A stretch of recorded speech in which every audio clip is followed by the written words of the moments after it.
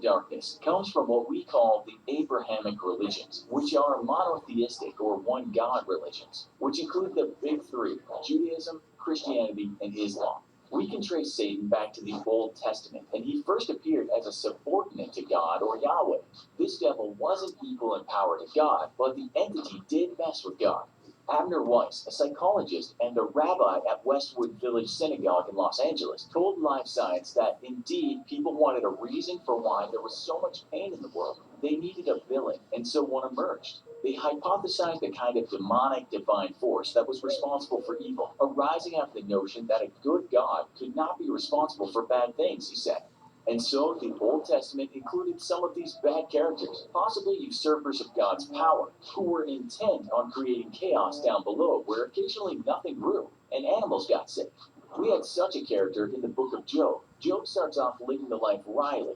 He has wealth and a happy family. Then Satan, known as the accuser, asks God if he thinks Job would be so pious even if he had his happy life stripped from him. This accuser says that if Job suddenly found himself a down and out with nothing, he would retract his belief in God. God, of course, likes a good challenge, and he tells the accuser to take away Job's happiness, kill his children, his servants, and even cover him with boils. Job, left with nothing, muses, "Shall we receive good from God, and shall we not receive evil?"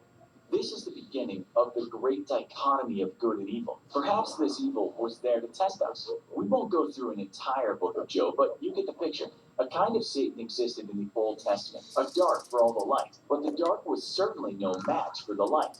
The story of Satan being a fallen angel isn't in the New Testament. We get this story from the ancient Jewish book of Enoch. In this tract, 200 angels are given the task of watching over humans. They're known as the Watchers. They don't do a very good job and end up sleeping with human women while spreading around sin on earth. They end up being forsaken by God and living in dark caves. In the Jewish book of Jubilees, you have Mastema, who is thought to be a Satan character, but again, he's more of a tempter than he is outright evil. He becomes a tester of humans, and he gets the thumbs up from God to do this. Mastema also enlists some of those fallen angels to do his work. There are many interpretations, but let's just say this guy was a tempter of humans more than an adversary of God. Then you have the second book of Enoch. Enoch was a descendant of Noah from the thriller story about a flood with a giant animal carrying Ark. In that book, you have a character called Sataniel, who is also one of those fallen angels. However, in the New Testament, this terrible fall of angels just goes missing. There are lots more instances of Satan-like characters in the ancient texts, but we must move on and meet a more modern kind of devil.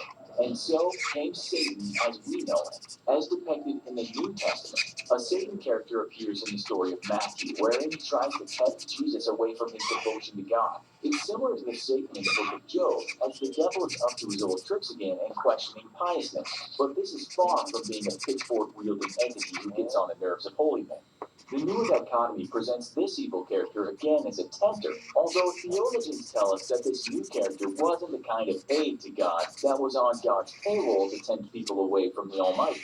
The devil now becomes a kind of opposite to God, a yin for the yang, because if there was good in the world, God created it. And if there was bad, which there certainly is, then it must have been the work of something else. Perhaps even, unlike the Old Testament, something with almost as much power as God. One religious scholar tells us that this character is often said to have been one of those fallen angels, although this is not clear.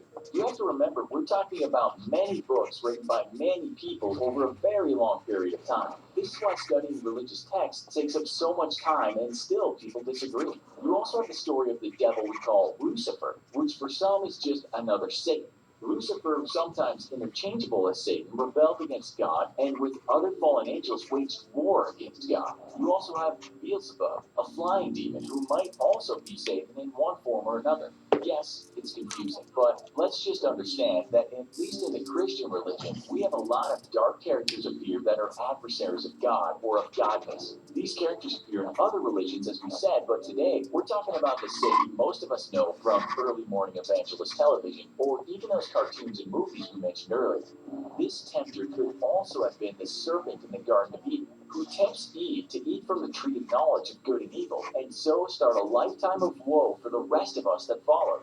For their sin, the fledgling couple were banished from the garden. Not only is the existence of such a couple highly dubious in the name of science, but scholars of religion have different takes on the tale. Nonetheless, we have a serpent who could be said to be Satan, despite the serpent never explicitly being called that.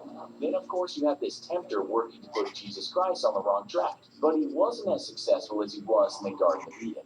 You also have the great red dragon, which appeared in the book of Revelations, which also goes toe to toe with God. But how did all this turn into a guy with a pitchfork or a girl with a head that can spin 360 degrees? Well, the belief in an evil force didn't ever go out of fashion, as did an adversary of good and God.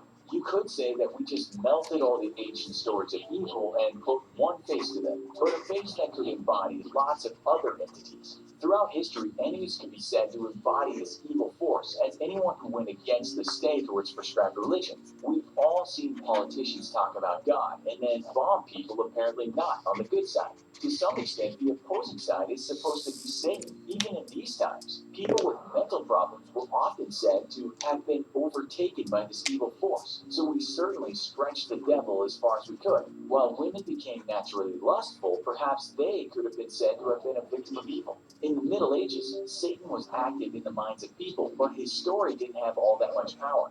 In the 15th century, Satan got some feet with all these witchcraft trials that happened, and now this tempter of the past was someone who could barely live down your street. In 1611, we got the English language King James Bible, which had Lucifer as a starring figure, literally as he was the morning star. Satan was depicted as having cloven hooves, which was related to the Greek god Pan, an erotic kind of god. We had works such as the Divine Comedy and Paradise Lost. In Dante's Divine Comedy, we have descriptions of hell as an inferno, then descriptions of purgatory and also paradise. We started getting very creative with Satan and what was an evil nebulous force from the past started to take on a form that we could look at and fear. In the 16th century, we had depictions of the devil by great artists such as Agostino Musi's The Skeletons or Cornelius Galli I's Lucifer. The latter shows the devil as a horned monster with wings, busily eating men. A lot more devil paintings would arrive, but the artists had nothing to go on, really. They were just being creative and relying on this story of a fallen, warring angel rather than an entity that in times past did its best tempting at the behest of God. All said, we started creating a very scary looking devil, one that didn't look that much different from ourselves, albeit if we were part beast. So while the books of the Bible didn't explicitly describe hell with a Satan figure with wings and two horns that carries a pitchfork around, we got creative with the story. He doesn't always carry a pitchfork, and it's said that his depiction comes from the Greek god Poseidon. In medieval art, he took on many forms, and later we started portraying the devil to look almost like us, sometimes being able to embody us. To conclude, this thing we call Satan is a mishmash of many different ancient stories. We've also put our own spin on Satan over many hundreds of years. He's almost always been a tempter of humans to go to the dark side, but in later periods, that didn't just mean believing in God, but perhaps lying, cheating, stealing, or even dancing too hard like in the movie Footloose. He changed from being not just the reason why floods and famines or wars happen, but also a kind of boogeyman that inhabits the mind of non-believers. Many Christians don't believe in heaven and hell or the devil, but might talk about the better angels of our nature and being led astray by our self-destructive vices. To some, he's a metaphor, not an actual entity. The devil, after all, might be best depicted for some as that cartoon character that sits on the shoulders of another character who is about to do something bad or turn away from the bad deed. There are, of course, many others who believe in a great reckoning, where God beams the good guys to heaven and the rotten ones are left below to their vices. We also see the devil in some depictions of a necessary evil.